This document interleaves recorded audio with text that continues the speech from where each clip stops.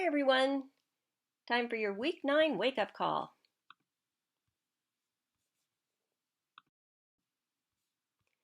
Before we get into this week, I just wanted to take a minute to remind everybody that you need to be working on your creation myth project. This was the culminating project for this long unit on cosmic myths. It's worth 100 points. It's due Sunday, October 31st. No late submissions unless you contact me earlier with a convincing reason why you cannot turn that in on time. And just to refresh your memory, this project has 2 parts. You'll be creating your own original creation myth, not based on any other myth, completely original, born from your own imagination, that includes at least 3 of the Weigel types. And remember, you need to go back to the creation myth section and look at that chart that details all 9 Weigel myth types and see how you can incorporate those into your own myth. After you have written a myth that you're really proud of, that you want to submit, then you're going to write an analysis paper on that. And so in your analysis, even though I didn't write this in the instructions, it would be great if you opened it with sort of explaining to me what your inspiration was. What was your thought process as you began to think about what would make a good creation myth that explains how things are today? So what was your inspiration? And then identify the 3 Weigel types that you used and explain exactly where in the story they occur, how they're functioning, why did you use them? And that can simply be that they appeal to you, they make sense. Maybe they fit in with the story that as you were trying to develop it. And remember, oftentimes after a story's been written, you go back and you read it and go, oh, wait a minute, there's also that 4th one in there. I didn't deliberately put it in there, but well, there it is. So identify any others that you see. Okay, now the analysis has to be a well-written, well-organized paper with more than 1 paragraph. For those of you that haven't taken English 101 yet, read through the rubric. See how this paper is going to be graded and make sure that what you submit will earn you the score that you want. Okay, so a very detailed rubric is right there that will help you polish this, put the finishing touches on it before you submit it. Remember to read the full instructions for the assignment. It's under the Assignments tab in Canvas. Here's your schedule. So there we are. We're still in Module 3, but this is the last week. We're wrapping this up, okay? And I'll tell you what we're going to be talking about here in just a minute. You really have one thing to post, and that's a discussion at the end of the week. Actually, the first part is due on Thursday, okay, your discussion, and then your peer response will be due by the end of the day on Sunday. So this week we're talking about apocalypses or apocalyptic literature. I'm sure all of you have heard or seen or read something that would fall into this category. What we're really talking about are stories that prophesy or describe or threaten the end of the world as we know it, the end of times. And, we might think that these are, modern or contemporary because we see so much going on around us that seems, fairly threatening. But apocalyptic literature really goes back to day 1. And so that's what we're going to think about this week. That's what we're going to read about is how far back does this go? And what does it have to do with human psychology? So let me read this to you. Apocalypses are deeply symbolic, deeply mythological. Apocalyptic literature is a reinvention of the mythological motifs going back to the ancient dragon conflict of Sumerian mythology. So some of the very, very first written myths. So apocalyptic literature doesn't work through discursive, rational presentation.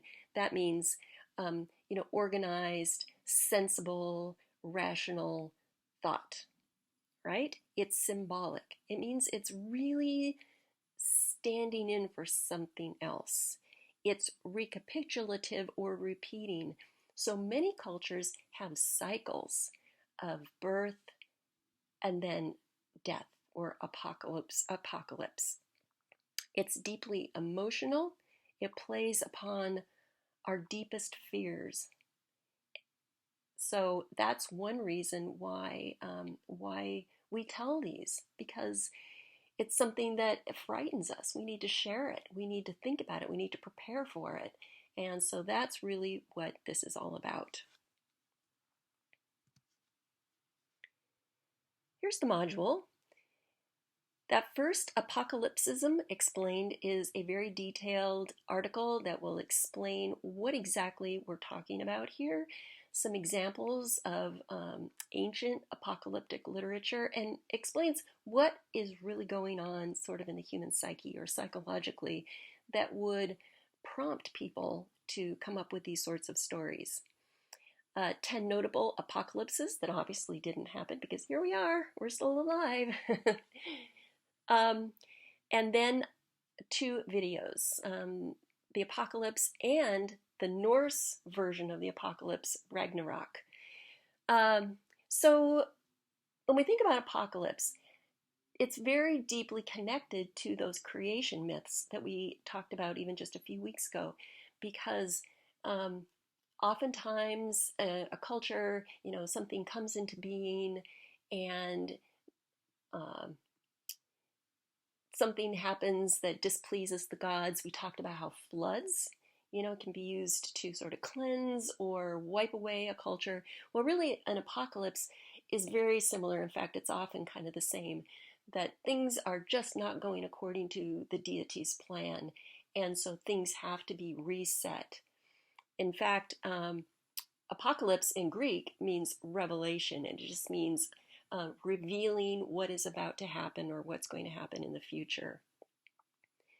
The last article that I posted there for you, The Legend of the Fifth Sun, is really fascinating. It's a description of the Aztec cycle of creation and then apocalypse. So you begin to see how this cycle plays itself out mythologically. And then your discussion, the end of the world, but not really. So before I tell you about this, I want to have a little heart-to-heart with some of you guys. I have just been absolutely pleased with so many of the great things that a lot of you have written. You've really put a lot of time and attention into these original writings that I'm asking you to do. And some of you have sort of been half-assing it, right? You've been sort of sleepwalking through these. If that's you, I would really like you to think about this one a little harder than you have been thinking about the ones to come. Because of all of the myths or the stories that you've been writing, this one may be hitting a little more close to home than some of these. So here's the opening that I wrote for you. I said, I'm sure that this week's readings and videos sparked at least a bit of discomfort in you. Our world appears to be in a state of turmoil, and it doesn't help that media and social media make the smallest things seem life-threatening. I hope that this week's discussion will offer you a chance to process some of the discomfort or anxiety you might be feeling over the state of the world. Your readings pointed out some reasons that people have turned to apocalyptic myths in the past, and why we're doomed to keep making up new ones as long as humanity exists. Those readings also gave you specific examples of events or situations in history where people genuinely believed that they were witnessing the end of days. So here's part 1. Describe an event or period of time when people were listening to or watching stories, songs, or news reports of events that at least some were interpreting as the end of the world. Include the date, region, and any other important background information. Now, just like with the flood myth, you had to look up an example of a flood. You can look online and find an example of let's say, a modern apocalypse or apocalyptic myth. But there are also many listed in the reading, that I provided for you. Some of you may actually, belong to a church or a religious organization but kind of has an apocalypse deeply enfolded into it, you know? So, or may have actually had some prophecies that an apocalypse was about to occur and then, it didn't happen. So, what we're looking for in this discussion are stories or examples of people who believed that the end times were just around the corner, but then for any number of reasons it didn't happen. Okay? So here's what I really want you to think about. Here's the bulk of your writing for this week. I want you to write a letter to the past. I want you to choose a real or hypothetical person who lived in that place at that time of the apocalypse myth that you identified. And that person may have felt some degree of anxiety or fear about the event that you've described. So as I said, you can make this person up, but it has to be somebody who conceivably would have been part of this group or lived at that time. This could even be a relative of yours or someone from history. You can make up a character who realistically represents a member of that population. Write them a personal letter that does these three things. Acknowledges the details of their situation and validates any feelings they might be having about it. Validates means, I understand why you're feeling this way. You are absolutely right. I'm sure that is really an uncomfortable, that might be horrible to contemplate that. So you're really identifying and telling this person that, it's okay to feel the feels that you're feeling, right? Everybody is allowed to feel what they're feeling. Your letter then informs them of how this event actually resolved. So you're giving them a sneak peek into history. It might be a week, after the date that you've identified. It could be a year, it could be 10 years, but you're really telling them, look, what you were worried about, what you were afraid about didn't happen. Instead, here's what happened. And then suggest things that they can do in the meantime to assist in the resolution of this event or situation.